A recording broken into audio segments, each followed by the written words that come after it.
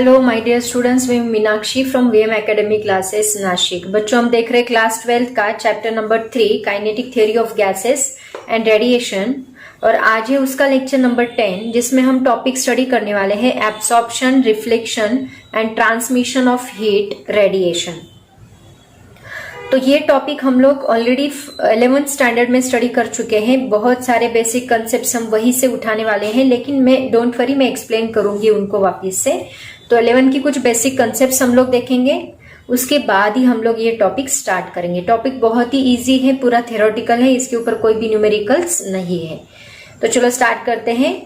आज का topic absorption, reflection and transmission of heat radiation. तो देखो बच्चों, सबसे पहले देखते हैं हम लोग modes of transfer of heat. ये 11 के बेसिक टॉपिक्स हैं, ये पहले हम लोग स्टडी करेंगे, उसके बाद हम लोग एब्सॉर्प्शन, रिफ्लेक्शन एंड ट्रांसमिशन की तरफ चलेंगे जो 12th का टॉपिक है। तो there are 3 modes of transfer of heat. पहला जो है वो होता है कंडक्शन, जो ऑलरेडी हम लोगों ने 11th स्टैंडर्ड में स्टडी किया है। दूसरा जो होता है कन्वेक्शन, तीसरा होता है रेडिएशन।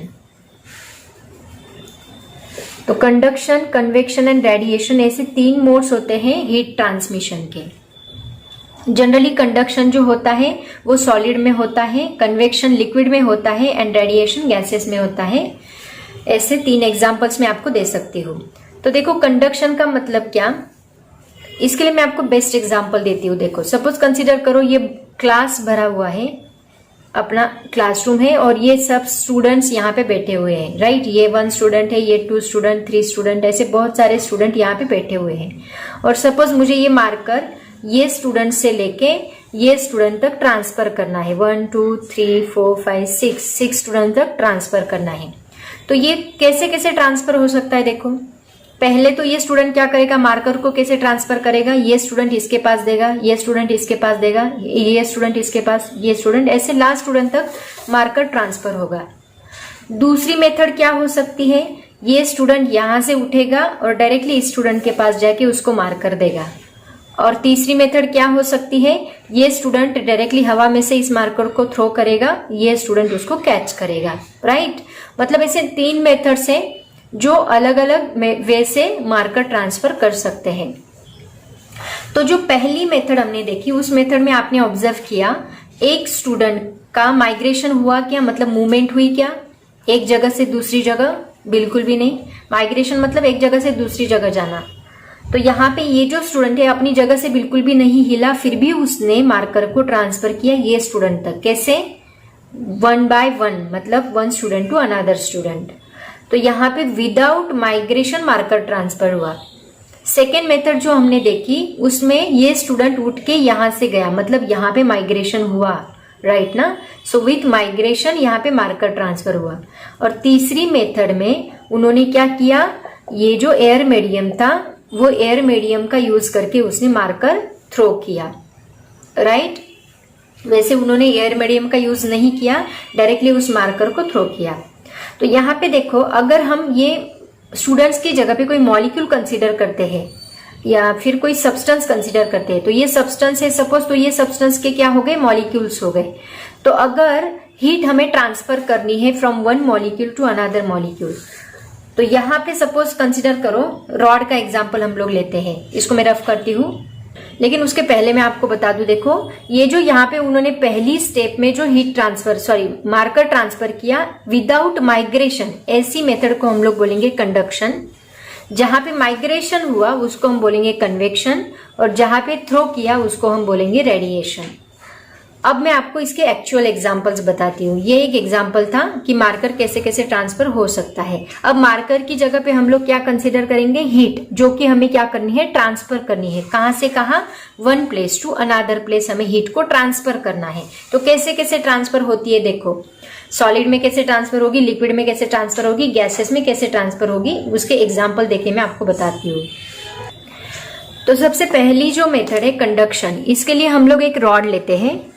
सपोज कंसीडर करो ये मेटल का रॉड है और मेटल के रॉड को हमें यहां से यहां तक हीट ट्रांसफर करनी है। तो पहले हम क्या करेंगे, इसके ये पार्ट को हीट अप्लाई करेंगे। तो ये पार्ट को जब मैं हीट अप्लाई करूंगी, ये पार्ट ए है और ये पार्ट बी है, इसे कंसिडर करो। तो हीट कहाँ से कहाँ ट्रांसफर होती है? हायर टेम्परेचर से लेके लोअर टेम्परेचर तक। तो यहाँ पे हीट ट्रांसमिशन होगा। कैसे ट्रांसफर होगी? क्या ये पार्ट उठ के यहाँ पे जाएगा? बिल्कुल भी नहीं।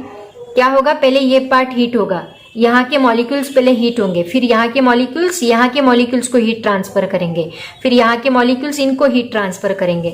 ऐसे heat one by one transfer होगी। कहाँ तक? बी पार्ट तक हीट ट्रांसफर होगी। ऐसे ही तो हुआ था पहले केस में जो मैंने एग्जाम्पल दिया, उसमें one student to another student marker transfer हुआ था, जस्ट लाइक दैट। तो ऐसी मेथड को हम लोग क्या बोलते हैं? Conduction. That means heat transfer from one part to another part without actual movement of heated particles। ये पार्टिकल हीट हुआ, लेकिन क्या ये हीटेड पार्टिकल्स की मूवमेंट हुई क्या? बिल्कुल भी नहीं। तो जहां पे जिसमें हीटेड पार्टिकल्स के विदाउट मूवमेंट हीट ट्रांसफर की जाती है, ऐसे मोड को हम लोग क्या बोलते हैं? कंडक्शन बोलते हैं। कंडक्शन का मतलब होता है heat transfer from one molecule to another molecule without actual migration of heated particles called as conduction. ये सभी डेफिनेशंस हमने 11th में देखी है। तो यहाँ पे देखो, कंडक्शन में एक बात आपको याद रखनी है, कंडक्शन में आपको मटेरियल मीडियम लगता है। ये क्या हो गया आपका? मेटल। मेटल क्या है? मटेरियल। तो कंडक्शन जो मोड है हीट ट्रांसमिशन का, उसके लिए आपको मटेरियल होना बहुत जरूरी है, मटेरियल मीडियम होना बहुत जरूरी है। तो यहाँ पे आपको एक इंपॉर्टेंट बात याद रखनी है, in conduction mode there is need of material medium. Understand everybody? अब देखते हैं second mode of heat transmission. Second mode के लिए मैं आपको वाटर का एग्जाम्पल देती हूँ। देखो, आपने कभी वाटर को बॉईल होते हुए देखा है? अगर आपने वाटर को बॉईल होते हुए देखा है तो आपको समझ में आएगा। यहाँ पे सपोज हमने कंटेनर लिया है और वो कंटेनर में हमने वाटर लिया है और इस वाटर को हम लोग बॉईल कर रहे हैं नीचे से हीट अप्लाई करके। तो यहाँ पे हीट ट्रांसफर कैसे होगी? देखो, आपने अगर ऑब्जर्व किया होगा तो आपको पता चलेगा कि ये मॉलिक्यूल्स है, ऐसे ऊपर बबल्स आते हुए दिखाई देते हैं। बॉईल होते हुए वाटर में ऐसे पहले बबल्स ऊपर आते हुए दिखाई देते हैं। तो यहाँ पे क्या होता है, पहले ये नीचे के मॉलिक्यूल्स हीट होते हैं और अगर आपने पानी में हाथ डाल के देखा तो आपको समझ में आएगा पहले ऊपर का पानी गर्म होता है। हालांकि हम लोग नीचे हीट अप्लाई कर रहे हैं, बट पहले हम ऊपर का पानी गर्म होता है, फिर नीचे का पानी हमें ठंडा लगता है एज कम्पेयर टू ऊपर के पानी से नीचे का पानी हमें ठंडा लगता है। तो ऐसा क्यों होता है? पहले नीचे के मॉलिक्यूल्स हीट होंगे, हीट होने के बाद वो माइग्रेट होंगे, मतलब कहाँ जाएंगे? ऊपर जाएंगे, और ऊपर के मॉलिक्यूल्स कहाँ आएंगे? नीचे आएंगे। तो ऐसे माइग्रेशन होता है, मॉलिक्यूल्स गर्म होते हैं फिर ऊपर जाते हैं, ऊपर के ठंडे मॉलिक्यूल्स नीचे आते हैं। तो यहाँ पे हीट कैसे ट्रांसफर हो रही? मॉलिक्यूल्स का माइग्रेशन होके हीट ट्रांसफर हो रही है। यहाँ पे भी हमें मटेरियल मीडियम की जरूरत है। कौन सा मटेरियल मीडियम? हमने लिक्विड मटेरियल मीडियम यूज किया है और ऐसे हमने हीट को ट्रांसफर किया है from one place to another place. So इसी को हम लोग कहते हैं कन्वेक्शन। तो कन्वेक्शन को अगर हम डिफाइन करें तो कैसे डिफाइन करेंगे? The mode of heat transmission in which heat transfer with actual migration of heated particles या फिर actual movement of heated particles, ऐसे हम लोग इसको कन्वेक्शन को डिफाइन करेंगे। That means heat transfer from one place to another place with actual movement of heated particles called as convection। यहाँ पे भी आपको याद रखना है material medium necessary है, there is a need of material medium also in convection mode। अब बारी आती है रेडिएशन मोड की, जो कि सबसे ज्यादा इंपॉर्टेंट है ट्रांसफर ऑफ हीट में, और यहाँ पे हम लोग रेडिएशन का ही स्टडी करने वाले हैं। ये दोनों को उन्होंने बस इंट्रोडक्शन के लिए इंक्लूड किया है, बट जो थर्ड पार्ट है रेडिएशन, ये हम लोग इसको डिटेल में स्टडी करने वाले हैं ये टॉपिक में, 12th का जो आपको टॉपिक दिया है उसमें। इसीलिए रेडिएशन को ठीक से समझ लो। तो रेडिएशन के लिए सबसे बेस्ट एग्जाम्पल है heat transfer from sun to earth. ये सन है और ये अर्थ है। तो यहाँ पे जो हम लोग हीट महसूस करते हैं अर्थ के ऊपर, सन से निकली हुई जो हीट है वो यहाँ पे ट्रांसफर हो रही है। कैसे ट्रांसफर हो रही है? यहाँ पे ना कोई मटेरियल मीडियम है, ना कुछ है, ना लिक्विड है, ना सॉलिड है, फिर भी सन टू अर्थ क्या हो रही है? हीट ट्रांसफर हो रही है by using this vacuum. Vacuum में हीट कैसे ट्रांसफर होती है? Through electromagnetic waves. आपने 11th में स्टडी किया होगा, सन से कुछ इलेक्ट्रोमैग्नेटिक वेव्स निकलती है, वो इलेक्ट्रोमैग्नेटिक वेव्स अर्थ तक आती है, राइट ना? और ये इलेक्ट्रोमैग्नेटिक वेव्स क्या ट्रांसफर करती है? हीट ट्रांसफर करती है। तो रेडिएशन का मतलब क्या होता है? Heat transfer from sun to earth through electromagnetic waves called as radiation. तो यहाँ पे देखो, कोई मटेरियल मीडियम है क्या? यहाँ पे मटेरियल मीडियम था, यहाँ पे मटेरियल मीडियम था, लेकिन रेडिएशन में कोई भी मटेरियल मीडियम नहीं है। यहाँ पे जो हीट ट्रांसफर हो रही है वो थ्रू इलेक्ट्रोमैग्नेटिक वेव्स हो रही है। समझ में आया? तो ऐसे 3 modes of transfer of heat उन्होंने दिए हैं इंट्रोडक्शन पार्ट में, और इसके ऊपर कुछ क्वेश्चंस भी पूछे हैं आपके टेक्स्ट बुक में, वो क्वेश्चंस मैं आपको बताती हूँ। तो देखो बच्चों, आपके पेज के टेक्स्ट बुक के पेज नंबर 64 पे उन्होंने क्वेश्चन डाला है। क्या क्वेश्चन डाला है? कैन यू रिकॉल में देखो, पहला क्वेश्चन उन्होंने डाला है, what are the different modes of transfer of heat. अभी अभी हमने स्टडी किए, क्या है different modes of transfer of heat बताओ?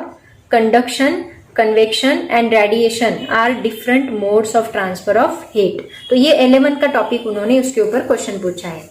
दूसरा क्वेश्चन उन्होंने पूछा है, उसी के नीचे देखो सेकेंड क्वेश्चन पूछा है पेज नंबर 64 पे, does heat transfer by radiation need a material medium?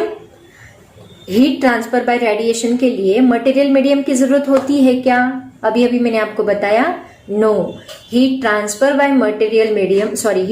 Bye radiation does not need a material medium because in radiation heat transfer through electromagnetic waves, so there is no need of material medium. It is very important here. तो ऐसे दोनों questions उन्होंने पूछे हैं, इसके मैंने अभी आपको एक्सप्लेनेशन दिया, उसी में से आपको आंसर मिल जाएगा, ठीक है? उसके बाद देखो बच्चों, वही पेज पे टेक्स्ट बुक के पेज नंबर 64 पे ही उन्होंने एक क्वेश्चन डाला है। वो क्वेश्चन देखो क्या है, बहुत ही इंटरेस्टिंग क्वेश्चन है। If a hot body and a cold body are kept in a vacuum, separated from each other, can they exchange heat? If yes, which mode of transfer of heat causes change in their temperature? If not, give reason. देखो बहुत ही interesting question है। उन्होंने क्या पूछा है? उन्होंने पूछा है कि एक हॉट बॉडी है, कंसिडर करते हैं ये एक हॉट बॉडी है, ये हॉट बॉडी है एंड ये कोल्ड बॉडी है। तो यहाँ पे ये 2 बॉडीज एक दूसरे के पास रखी है, क्या ये हीट एक्सचेंज करेगी? ऑब्वियसली करेंगे। देखो गैस के ऊपर कोई पॉट रखा है आपने गर्म करने के लिए, और उसके पास आप ऐसे हाथ लेके गए तो आपको गर्मी महसूस होती है और आपका हाथ भी गर्म होता है।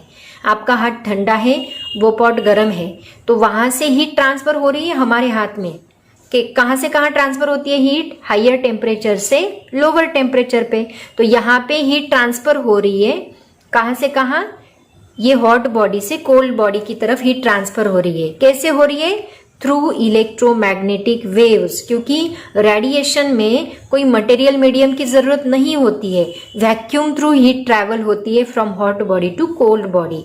मतलब ये रेडिएशन थ्रू हीट ट्रैवल करेगी, हीट ट्रांसफर करेगी। तो उन्होंने वही आपको क्वेश्चन पूछा है। तो आप इसका आंसर क्या लिखोगे? आंसर लिखोगे, when hot body and cold body are kept in vacuum separated from each other they exchange heat by radiation as heat transfer through radiations does not need a material medium, the temperature of the body change even in the vacuum also. ये दोनों bodies का temperature change होगा even in the vacuum also.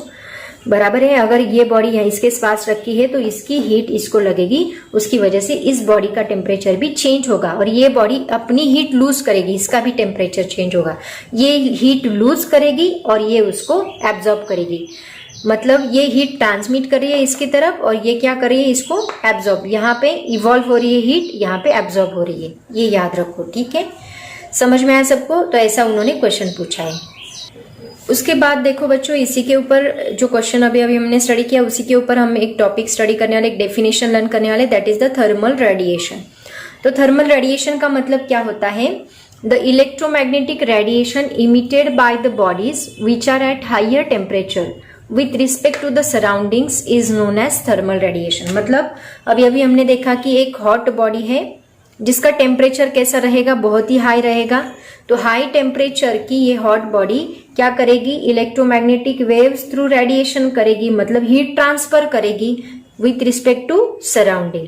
Surrounding में इसके heat radiations बाहर निकलेंगे, मतलब hot waves बाहर निकलेगी, जिसको हम बोलते हैं इलेक्ट्रोमैग्नेटिक वेव्स। इसी को हम लोग बोलते हैं थर्मल रेडिएशन। वही उसकी डेफिनेशन है, the electromagnetic radiation emitted by the bodies which are at high temperature with respect to the surroundings is known as thermal radiation। और ये थर्मल रेडिएशन, सपोज यहाँ पे हमने हाथ रखा तो हमारे हाथ के ऊपर ये रेडिएशन फॉल हुआ, थर्मल रेडिएशन फॉल होगा, तब क्या होगा वो हम लोग नेक्स्ट टॉपिक में देखेंगे डिटेल में। तब क्या होता है, देखो अभी तो हमने स्टडी किया कि जब ये बॉडी हम इसके अंदर रखेंगे तो इसका टेम्परेचर ऑब्वियसली चेंज होगा, दोनों का टेम्परेचर चेंज होगा। ये बॉडी क्या कर रही है, हीट इवॉल्व कर रही है और दूसरी बॉडी हीट एब्जॉर्ब कर रही है, तो दोनों का टेम्परेचर चेंज होगा। तो वो उसके टॉपिक से रिलेटेड डिटेल में हम लोग स्टडी करने वाले हैं नेक्स्ट टॉपिक में। तो देखते हैं नेक्स्ट टॉपिक क्या है। तो देखो बच्चों, थर्मल रेडिएशन से ही रिलेटेड एक पॉइंट हम लोग स्टडी करने वाले हैं जो बहुत ही इंपॉर्टेंट है, that is the interaction of thermal radiation and matter. तो अभी हमने स्टडी किया कि अगर कोई हॉट बॉडी है जो कि बहुत ही हाई टेम्परेचर पे है, ये क्या करती है, कंटिन्यूसली हीट रेडिएट करती है। इसी को हम लोग क्या बोलते हैं, विद द सराउंडिंग, इसी को हम लोग बोलते हैं थर्मल रेडिएशन। मतलब थ्रू इलेक्ट्रोमैग्नेटिक वेव्स ये हीट इमिट करती है। अगर इस बॉडी के कांटेक्ट में अगर कोई सरफेस आता है, फॉर एग्जांपल कंसीडर करते हैं ये एक सरफेस है जो कि कोल्ड है, ये सरफेस अगर इस बॉडी के कांटेक्ट में आता है तो ये थर्मल रेडिएशन की वजह से इसके ऊपर कुछ हीट फॉल होगी, मतलब कुछ इलेक्ट्रोमैग्नेटिक वेव्स इसके ऊपर जाके फॉल होंगे। तो उसमें इस सरफेस की क्या एक्शन होगी ये हम स्टडी करने वाले हैं। तो देखो, जब ये इलेक्ट्रोमैग्नेटिक वेव्स इसके ऊपर फॉल होती है, मतलब कुछ हीट इसके ऊपर फॉल होती है, ऐसे हम लोग कंसीडर करते हैं। सपोज कंसीडर करते हैं इसके ऊपर 6 इलेक्ट्रोमैग्नेटिक वेव्स फॉल हुई, फॉर एग्जांपल के लिए मैं आपको बता रही हूँ। तो ये जो सरफेस है ये सभी वेव्स एब्जॉर्ब नहीं करेगा। उस वक्त इसकी एक्शन क्या रहेगी, ये इसमें से कुछ वेव ट्रांसमिट करेगा, इसमें से कुछ वेव एब्जॉर्ब करेगा, मतलब इसमें से कुछ हीट ट्रांसमिट करेगा, कुछ हीट एब्जॉर्ब करेगा और कुछ हीट को रिफ्लेक्ट करेगा, ऐसे। ओके, मतलब इसकी एक्शन क्या रहेगी, जब इसके ऊपर कुछ हीट फॉल होती है तो उसमें से वो कुछ हीट ट्रांसमिट करता है, उसमें से कुछ हीट एब्जॉर्ब करता है और कुछ हीट रिफ्लेक्ट करता है। Depends on the nature of that surface, वो सरफेस का नेचर कैसा है उसके ऊपर डिपेंड करेगा। तो ये जो कोएफिशिएंट्स हैं ये किसके ऊपर डिपेंड करते हैं वो भी मैं आपको बता देती हूँ। कौन से फैक्टर के ऊपर डिपेंड करते हैं, ये मटेरियल किससे बना है, सॉरी ये जो सरफेस है वो कौन से मटेरियल से बना है, वो मटेरियल यहाँ पे अफेक्ट करता है। और दूसरा, ये जो वेव्स यहाँ पे इंसिडेंट हो रही है उनकी वेवलेंथ कितनी है, वेवलेंथ के ऊपर उनकी स्ट्रेंथ डिपेंड करती है। ये जो वेव्स है उनकी वेवलेंथ के फैक्टर हमने स्टडी किया है, number of waves passing in 1 second, उसको हम बोलते हैं वेवलेंथ, मतलब इसको हम 1 वेव बोलेंगे।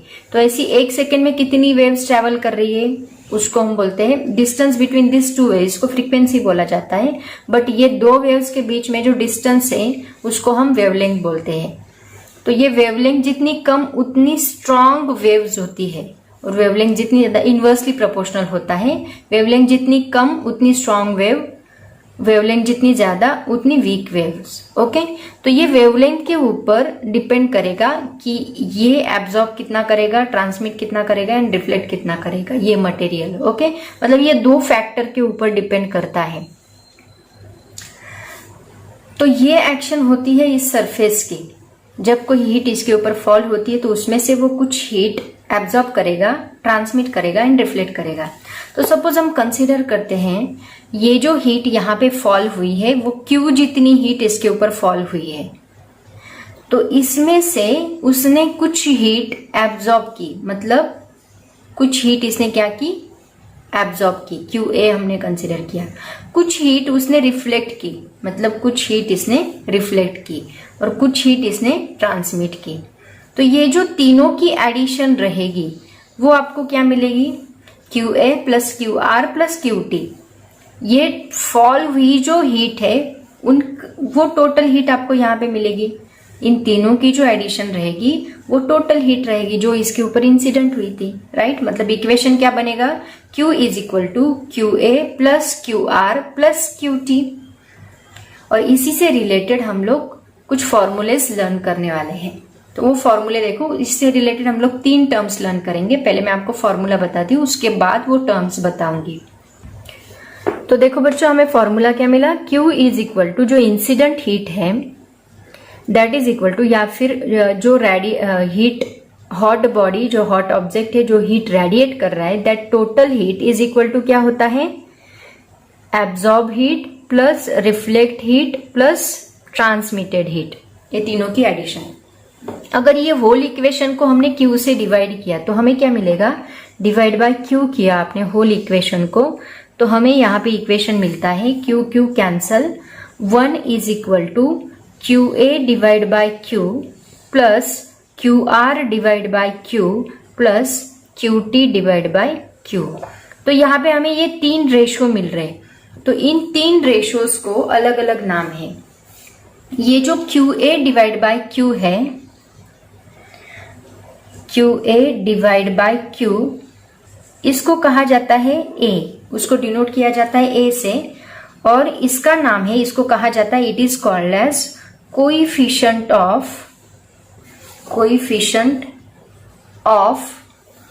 एब्सॉर्प्शन, कोएफिशिएंट ऑफ एब्सॉर्प्शन, या फिर इसका दूसरा नाम है और एब्सॉर्प्टिव पावर, या फिर इसका दूसरा नाम है और एब्सॉर्प्टिविटी। ऐसे 3 नामों से इसको जाना जाता है। QA divide by Q is equal to A, इसको A से डिनोट किया जाता है, that is equal to coefficient of absorption और एब्सॉर्प्टिव पावर और एब्सॉर्प्टिविटी। अगर इसको हम डिफाइन करना चाहें तो कैसे डिफाइन कर सकते हैं, कभी कभी आपको इसकी डेफिनेशन भी पूछी जाती है, what is mean by coefficient of absorption, तो आपको पता होना चाहिए, it is the ratio of, किसका रेशो है, it is the ratio of amount of heat absorb to total quantity of heat incident. ये क्या है, अमाउंट ऑफ हीट एब्सॉर्ब, और ये क्या है, टोटल हीट जो इसके ऊपर इंसिडेंट हो रही है। It is the ratio of amount of heat absorbed to the total quantity of heat incident called as coefficient of absorption। तो ऐसे हमें इसकी डेफिनेशन मिलती है। ऐसे ही हम लोग तीनों को, ये बाकी दोनों को भी डिफाइन करेंगे। तो यहाँ पे दोनों की डेफिनेशन क्या रहेगी, देखो दूसरा रेशो क्या है, QR divide by Q, that is equal to हम डिनोट करेंगे R से, जैसे इसको A से डिनोट किया वैसे इसको R से डिनोट करेंगे। इसको कहा जाता है कोएफिशिएंट ऑफ रिफ्लेक्शन और रिफ्लेक्टेंस, और इसको क्या कहा जाता है, रिफ्लेक्टेंस। तीसरा रेशो क्या है, QT डिवाइड बाय Q, इसको डिनोट किया जाता है T से या फिर TR से भी डिनोट किया जाता है इसको, और इसको कहा जाता है कोएफिशिएंट ऑफ ट्रांसमिशन और ट्रांसमिटेंस, और इसको कहा जाता है ट्रांसमिटेंस। तो देखो इनको डिफाइन कैसे करोगे आप लोग, बहुत ही सिंपल डेफिनेशन है। पहली डेफिनेशन तो मैंने आपको बताई, सेम डेफिनेशन इसके लिए भी आएगी। इसकी डेफिनेशन क्या आएगी, it is the ratio of amount of radiant energy reflected to the total energy incident is called coefficient of reflection. इसको amount of heat, ratio of amount of heat transmitted आएगा यहाँ पे to the total energy incident on it, या फिर transmitted heat, reflected heat, आप ऐसे भी इसको डिफाइन कर सकते हैं। बहुत ही सिंपल है। ऐसे 3 कोएफिशिएंट की डेफिनेशंस पूछी जाती है। तो यहाँ पे देखो, और अगर मैंने QA डिवाइड बाई Q की जगह पे A डाला और TR डाला तो हमें क्या फॉर्मूला मिलेगा? तो हमें यहाँ पे फॉर्मूला मिलेगा A plus R plus TR is equal to 1। कभी कभी इसका प्रूफ भी हमें पूछा जाता है, prove that A plus R plus TR is equal to 1, ऐसे भी पूछा जाता है। तो कुछ नहीं, सिंपली ये फॉर्मूला दिखाना है आपको, उसको डिवाइड बाय Q करना है और आप लोग इसको डिराइव कर सकते हैं। बहुत ही सिंपल है। समझ में आया सबको? ऐसे इंटरेक्शन होता है थर्मल रेडिएशन का with the matter. Next point देखो, कभी कभी आपको क्वेश्चन पूछा जाता है, इसी से रिलेटेड हम लोग कुछ क्वेश्चन सॉल्व करते हैं और उससे आप टॉपिक भी लर्न करोगे। तो इसके ऊपर क्वेश्चन पूछा जाता है, व्हाट इज परफेक्ट ट्रांसमीटर। तो परफेक्ट ट्रांसमीटर मतलब क्या, कि वो पूरी के पूरी, उसी में उसका मीनिंग है, पूरी की पूरी हीट ट्रांसमिट करता होगा, ना रिफ्लेक्ट करता है ना एब्जॉर्ब करता है, पूरी की पूरी हीट को ट्रांसमिट करता है।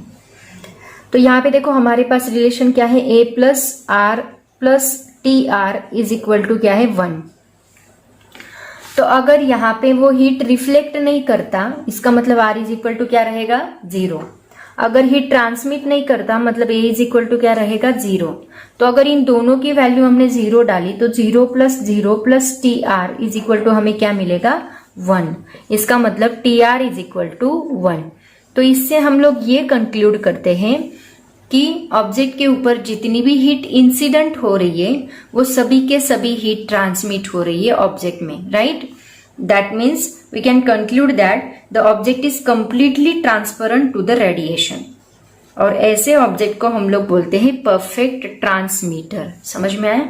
तो परफेक्ट ट्रांसमीटर अगर आपको पूछा जाए तो आप ऐसे उसको एक्सप्लेन करोगे। ये डेरिवेशन लिखो, ये इक्वेशन लिखो, उसमें R is equal to 0, A is equal to 0, then TR is equal to 1। उसके आगे लिखोगे, this implies that all the incident energy is transmitted through the object, that means the object is completely transparent to the radiation, such an object is called as perfect transmitter. समझ में आया? बहुत ही simple question है इसके ऊपर। उसी तरह रहेगा परफेक्ट रिफ्लेक्टर। परफेक्ट रिफ्लेक्टर में क्या रहेगा, R is equal to 1, right ना। मतलब A क्या रहेगा, 0, ना हीट एब्जॉर्ब हो रही है ना ट्रांसमिट हो रही है, बस वो क्या हो रही है, रिफ्लेक्ट हो रही है। देयरफॉर 0 प्लस, मतलब अपना फॉर्मूला क्या है, A plus R plus TR is equal to 1। इसका मतलब ये दोनों 0 है तो R इज इक्वल टू हमें क्या मिलेगा, 1। तो ये कंडीशन है, देखो ये कंडीशन है, दिस इज द कंडीशन। कभी कभी आपको पूछा जाता है, describe the condition for perfect reflector, perfect transmitter and perfect absorber. तो उस वक्त आपको पता होना चाहिए, अगर परफेक्ट रिफ्लेक्टर है तो A is equal to 0, TR is equal to 0 and R is equal to 1। अगर परफेक्ट ट्रांसमीटर है तो TR इज इक्वल टू 1, बाकी ये दोनों 0।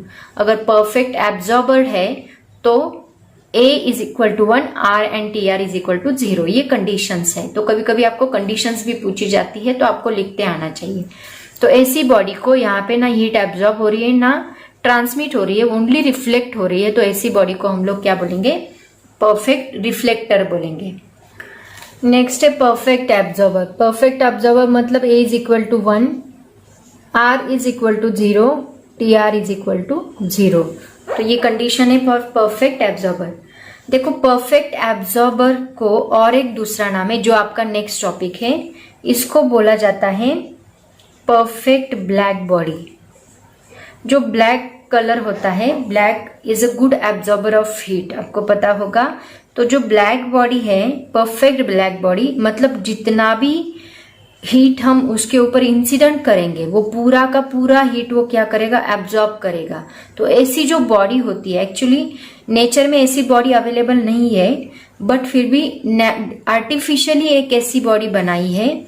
तो ऐसी बॉडी को कहा जाता है परफेक्ट ब्लैक बॉडी, जो कि पूरी के पूरी हीट को एब्जॉर्ब करता है। जितनी हीट उसके ऊपर इंसिडेंट की जाए, सपोज ये बॉडी है, इसके ऊपर इतनी हीट इंसिडेंट हो रही है, तो इसको वो बिल्कुल भी रिफ्लेक्ट नहीं करेगा, ट्रांसमिट नहीं करेगा, पूरी के पूरी हीट को एब्जॉर्ब करेगा।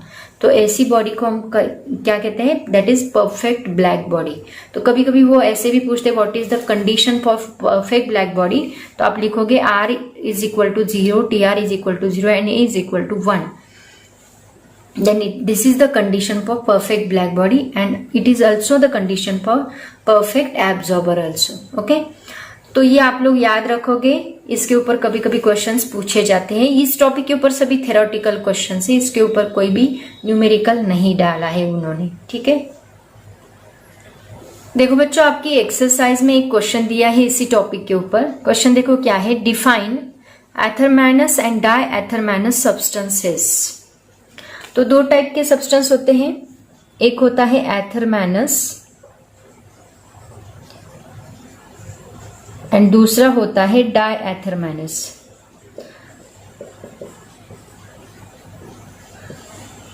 स्पेलिंग बहुत ही बड़ा है।